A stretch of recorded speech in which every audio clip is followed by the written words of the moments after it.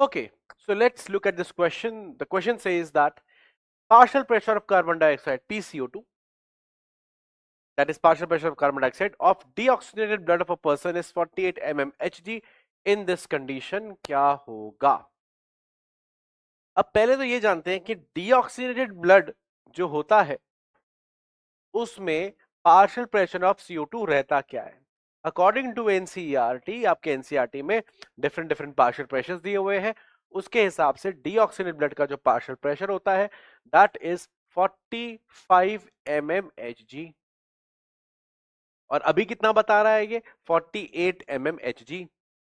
मतलब partial pressure of CO2 क्या हो गया है? नॉर्मल से बढ़ गया है, PCO2 बढ़ गया है। बस इतना ही कॉन्सेप्ट हमें चाहिए। क्लियर है पॉइंट? अब याद रखेंगे PCO2 जब बढ़ता है तो क्या होता है? पे अटेंशन, इधर ध्यान दीजिएगा। जब PCO2 बढ़ता है तब CO2 बाइंड करती है वाटर से, ज्यादा बाइंड करती है। जब ज्यादा बाइंड करेगी तो ज्यादा H2CO3 प्रोड्यूस होगा। जब ज्यादा H2CO3 प्रोड्यूस होगा तो ज्यादा H प्लस और HCO3 माइनस बनने लगेंगे। तो ये जो रिएक्शन है, ये जो आपने पढ़ा होगा ट्रांसपोर्ट ऑफ गैसेस में, ये जो रिएक्शन है जो कि कार्बोनिक एनहाइड्रेस नाम का एंजाइम करता है, ये जो रिएक्शन है इसकी जो डायरेक्शन है दोनों डायरेक्शन में हो सकती है, लेकिन जब CO2 बढ़ता है तो इसकी डायरेक्शन कहां मूव होती है? इस तरफ होती है। तो CO2 का बढ़ना डायरेक्टली इंपैक्ट डालेगा किसके ऊपर? H प्लस के बढ़ने के ऊपर। और जब H प्लस बढ़ेगा तो इसको सेंस करेगा, इसको सेंस करेगा द केमिकल कंट्रोल सेंटर या केमिकल सेंसिटिव एरिया।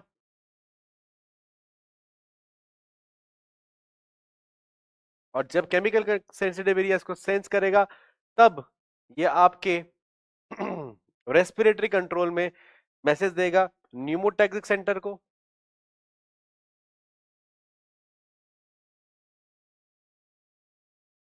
और न्यूमोटैक्सिक सेंटर मैसेज देगा फाइनली रिदम सेंटर को,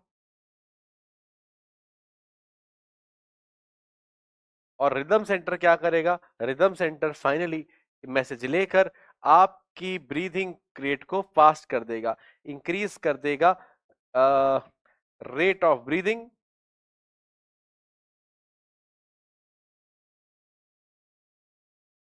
और डिक्रीज कर देगा ड्यूरेशन ऑफ ब्रीदिंग। जैसे ही ड्यूरेशन ऑफ ब्रीदिंग डिक्रीज होगा, रेट ऑफ ब्रीदिंग बढ़ेगा, फटाफट से तेज तेज आप सांस लोगे, और सांस लेके जो CO2 बढ़ा है उसको बॉडी से निकाल दोगे। CO2 लेवल फिर से क्या हो जाएगा? नॉर्मल गिर जाएगा। दोबारा सुनिए, जैसे ही हमारी बॉडी के अंदर, जैसे ही, इसको साथ साथ देखते रहिए, जैसे ही हमारी बॉडी के अंदर CO2 लेवल्स, कार्बन डाइऑक्साइड के लेवल्स बढ़ जाते हैं तो हमारी बॉडी क्या करती है? हमारी बॉडी सांस तेज तेज लेने लगती है। भाई जैसे मान लो आप भाग कर आए, बहुत भागे, आपने खूब ऑक्सीजन कंज्यूम करी, वो सारी ऑक्सीजन ने क्या किया? फूड को ऑक्सीडाइज किया और ग्लूकोज को ऑक्सीडाइज किया, प्रोड्यूस किया खूब सारा carbon dioxide. Carbon dioxide level बढ़ गया। अब कार्बन डाइऑक्साइड लेवल जब बॉडी में बढ़ जाएगा तो बॉडी उस कार्बन डाइऑक्साइड लेवल को कैसे निकालेगी? सांस को तेज कर देगी। आप तेज सांस लेने लगोगे, कार्बन डाइऑक्साइड अपने आप धीरे धीरे बॉडी से एलिमिनेट हो जाएगी। आ रही बात समझ में? क्लियर है पॉइंट? तो फिर क्या आंसर आएगा हमारे यहाँ पे कि CO2 लेवल बढ़ गया है, इसलिए रेस्पिरेटरी रेट क्या हो जाएगा? फास्ट हो जाएगा, ताकि हम कार्बन डाइऑक्साइड को एलिमिनेट करें। आपको पता होना चाहिए कि हमारा rate of breathing basically dependent होता है कंसंट्रेशन ऑफ कार्बन डाइऑक्साइड पे, एंड अल्टीमेटली उसकी वजह से पीएच पे, क्योंकि कार्बन डाइऑक्साइड का बढ़ना डायरेक्टली इंपैक्ट करता है किसको? H प्लस की कंसंट्रेशन को। खैर, तो यहां पे आंसर क्या आएगा कि पर्सन तेज तेज सांस लेगा, स्लो नहीं लेगा, तेज लेगा, तो स्लो गलत हो जाएगा। ठीक है ना? डीप ब्रीथिंग हो सकती है, डीप ब्रीथिंग हो सकती है, बिल्कुल हो सकती है, ठीक है, लेकिन स्लो नहीं होगी, फास्ट होगी। हालांकि ठीक है, वो डिपेंड करता है कितनी लेवल में बढ़ी है, कैसे बढ़ी है।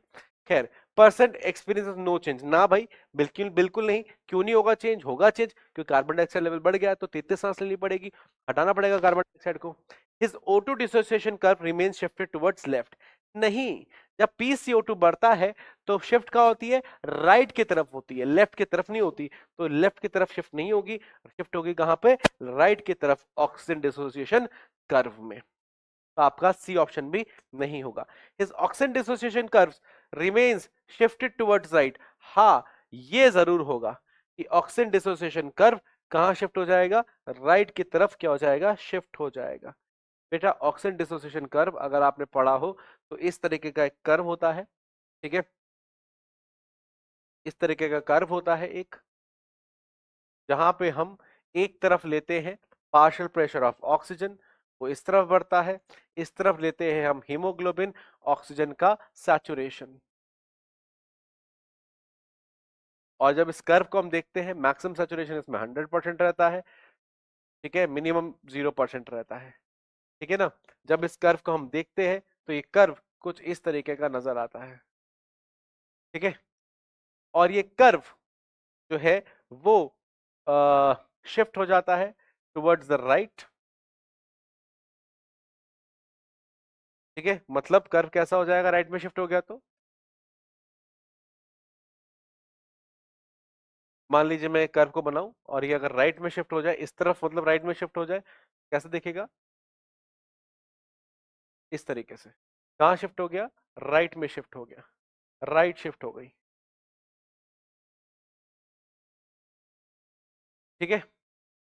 और अगर कभी कभार अगर ये लेफ्ट में शिफ्ट हो जाए तो कैसे शिफ्ट होगा, लेफ्ट में शिफ्ट होता है तो कुछ ऐसे शिफ्ट होता है, ठीक है। ये कैसे शिफ्ट हो गई, ये लेफ्ट शिफ्ट हो गई।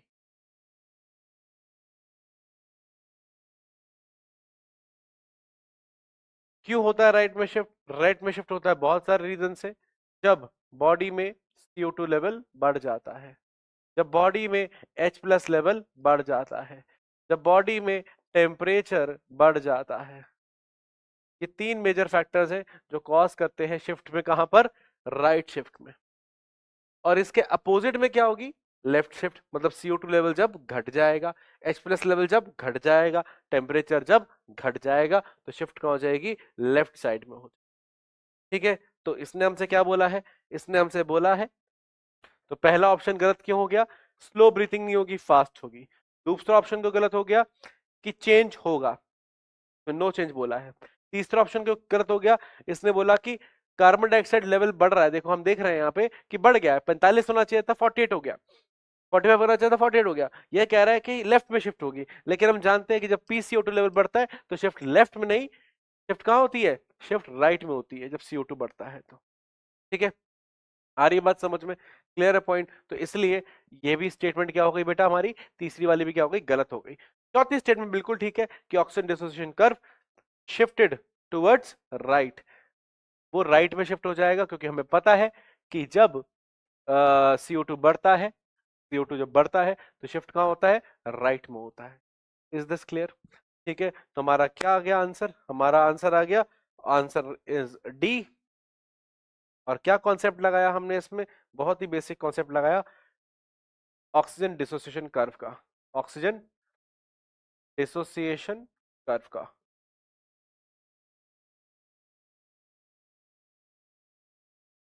ये हमने कॉन्सेप्ट लगाया है इसमें, ठीक है। और ये था हमारा question, answer is D, and concept used is oxygen dissociation curve. और साथ में एक और ऑप्शन हमने कॉन्सेप्ट लगाया, transport of gases, transport of gases, ये भी हमने साथ में लगा दिया, तो इसको भी लिख लेते हैं। दूसरा कॉन्सेप्ट क्या लगाया हमने, प्लस ट्रांसपोर्ट ऑफ गैसेस। तो दो कॉन्सेप्ट से मिलकर क्वेश्चन बनाएंगे।